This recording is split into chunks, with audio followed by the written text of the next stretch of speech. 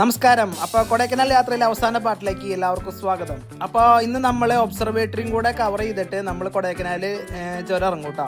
അപ്പോൾ ഇത് നമ്മുടെ കൊടൈക്കനാലിലെ ഏറ്റവും ടോപ്പ് സ്റ്റേഷനിലുള്ള ഒബ്സർവേറ്ററിയാണ്, അതായത് വാന നിരീക്ഷണ കേന്ദ്രമാണ്. അപ്പോൾ ഇവിടെയാണ് നമ്മുടെ മൈക്കിളച്ചൻ ജോലി ചെയ്തിരുന്നത്. അപ്പോൾ ഇവിടെ ചെന്ന് കഴിഞ്ഞാൽ നമുക്ക് ടെലിസ്കോപ്പ് വഴി സൂര്യനെയും അതൊരു നക്ഷത്രങ്ങളൊക്കെ രാത്രിയാണെങ്കിൽ നക്ഷത്രങ്ങളെ കാണാം, പകലാണെങ്കിൽ സൂര്യനൊക്കെ കാണാനുള്ള അവസരം ഉണ്ട് കേട്ടോ. അപ്പോൾ അതൊക്കെ കണ്ട് നമ്മൾ നേരെ ചുരം ഇറങ്ങാൻ നേരത്ത് കുറച്ച് ഫ്രൂട്ട്സ് ഒക്കെ വാങ്ങി. അപ്പോൾ കൊടൈക്കനാൽ സ്പെഷ്യൽ ഐറ്റംസ് കുറച്ച് വണ്ടിയിൽ വാങ്ങി. അപ്പോൾ നമുക്ക് പോകുന്ന വഴിയിൽ കഴിക്കാനുള്ള പ്ലാനിങ്ങിലാണ്.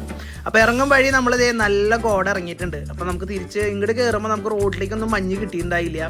അപ്പോൾ തിരിച്ചിറങ്ങുമ്പോൾ എന്തായാലും നമുക്ക് ആ വിഷലോടെ കിട്ടി. അപ്പോൾ നല്ലതുപോലെ മഞ്ഞ് ഇറങ്ങിയിട്ടുണ്ട്. അപ്പോൾ നമ്മൾ ഇറങ്ങുമ്പോൾ ഏകദേശം 1 മണി സമയമാണ്, ഉച്ച സമയത്തെ മഞ്ഞാണ് ഈ കാണുന്നത് കേട്ടോ. അപ്പോൾ വണ്ടികൾ കാണാൻ പറ്റാത്തത്ര മഞ്ഞൊന്നും ഉണ്ടായില്ല, എന്നാലും സംഭവം അടിപൊളിയായിട്ടുണ്ടായിരുന്നു. അപ്പോൾ നമ്മളത് അവിടുത്തെ കാഴ്ചകളൊക്കെ ഇതൊക്കെ കാണാൻ വേണ്ടിയിട്ടാണല്ലോ നമ്മൾ ഈ ടൂറ് പോകുന്നത്. അപ്പോൾ എന്തായാലും ഇത്തവണത്തെ ടൂറിൽ നമുക്ക് എല്ലാം കിട്ടി. കോട കിട്ടി, അതുപോലെ വിരിഞ്ഞ മഞ്ഞ് കിട്ടി, പിന്നെ റോട്ടിലേക്കുള്ള കോടയും കൂടി കിട്ടിയിട്ടോ. അപ്പോൾ നല്ല അറ്റ്മോസ്ഫിയറിൽ നമ്മൾ വണ്ടിയൊക്കെ ഓടിച്ച്, അപ്പോൾ സൈഡൊക്കെ കാണാൻ നല്ല രസമാണ്. അപ്പോൾ വണ്ടി ഓടിക്കുന്നത് എനിക്ക് അധികം ക്ലിയർ ആയിട്ട് കാണില്ലെങ്കിലും ബോണ്ടാട്ടിയാണ് വീഡിയോ ഒക്കെ ക്യാപ്ചർ ചെയ്തത് കേട്ടോ. അപ്പോൾ പൈൻ ട്രീസ് മരങ്ങളൊക്കെ മഞ്ഞിൽ പൊതിഞ്ഞ് നിൽക്കുന്നുണ്ട്. അപ്പോൾ എന്തായാലും കൊടൈക്കനാൽ യാത്ര ഞങ്ങൾക്ക് ഇഷ്ടപ്പെട്ടു. 3 ദിവസം, ഞങ്ങൾ 2 ദിവസത്തെ പ്ലാനിങ്ങിലാണ് പോയത്. പക്ഷേ സ്ഥലങ്ങൾ കണ്ട് തീരാത്ത കാരണം ഞങ്ങളത് 3 ദിവസമാക്കി മാറ്റിയതാണ്. പിന്നെ റെസ്റ്റും കൂടെ കിട്ടുമല്ലോ എന്ന് വെച്ചിട്ട് എന്തായാലും സംഭവം അടിപൊളി. അപ്പോൾ വല്ലപ്പോഴൊക്കെയല്ലേ പോവുള്ളൂ. അപ്പോൾ നമ്മളതൊന്ന് മാക്സിമം എൻജോയ് ചെയ്ത് തന്നെ നമ്മൾ തിരിച്ചു പോകുന്നു. പിന്നെ നമ്മുടെ തമിഴ്നാട്ടുകാരുടെ 407 വണ്ടിയാണ് പോണത്. അപ്പോൾ അയ്യപ്പ വണ്ടിയാണ്, കാണുമ്പോൾ തന്നെ പേടിയാവും.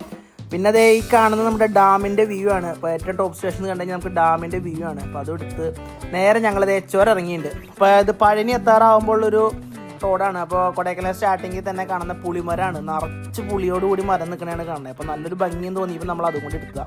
അങ്ങനെ ചുരം ഇറങ്ങി തമിഴ്നാട്ടിലേക്ക് എത്തിയപ്പോഴാണ് പനനങ്കും പിന്നെ അവരുടെ നങ്ക് ജ്യൂസും. അപ്പോൾ അതൊന്ന് ട്രൈ ചെയ്യണമെന്ന് കുറേ നാളെ ആഗ്രഹിക്കണം. പിന്നെ വഴിയരികി കണ്ടപ്പോൾ നമ്മളോട് വണ്ടി നിർത്തി ഒന്ന് ട്രൈ ചെയ്തു. സംഭവം കൊള്ളാം. ചുണ്ണാമ്പ് ഇടുന്നതുകൊണ്ടാണ് ഒരു ചവർപ്പെന്നാണ് ആൾ പറഞ്ഞത്. ചുണ്ണാമ്പ് ഇല്ലെങ്കിൽ നല്ല മധുരമെന്നാണ് പറഞ്ഞത് പനനങ്ക് വെള്ളത്തിന്. അപ്പോൾ നമ്മളതൊരു പനനങ്ക് 100 രൂപയ്ക്ക് 10 പീസ് കിട്ടും. അപ്പോൾ അത് ഉടച്ചിട്ട് വെള്ളത്തിൽ ചലിച്ച് കുടിച്ചു. അപ്പോൾ എല്ലാവർക്കും ഇഷ്ടപ്പെട്ടിട്ടുണ്ട്. അപ്പോൾ അങ്ങനെ നമ്മൾ തിരിച്ച് വരുമ്പോഴാണ് നമ്മുടെ തമിഴ് വണ്ടികൾ നമുക്ക് വട്ടം വെക്കണേ. ഇവന്മാരെ കൊണ്ട് വലിയ ശല്യമാണ്. അപ്പോൾ എല്ലാ ട്രിപ്പിലും നമുക്കിത് കിട്ടും. അപ്പം അങ്ങനെ നമ്മുടെ സ്വന്തം നാട്ടിലെത്തി സൂഫിയിൽ കയറി ഒരു മന്തിയും കഴിച്ച് നമ്മുടെ കൊടൈക്കനാൽ യാത്ര അവസാനിപ്പിച്ചു കിട്ടാം. അപ്പോൾ ഡിസംബർ ആയിട്ട് കണിക്കൊന്ന പൂത്ത് വെക്കുന്നുണ്ട്. അപ്പോൾ കൊടൈക്കനാൽ യാത്ര ഇത്രയേ ഉള്ളൂ. Thank you.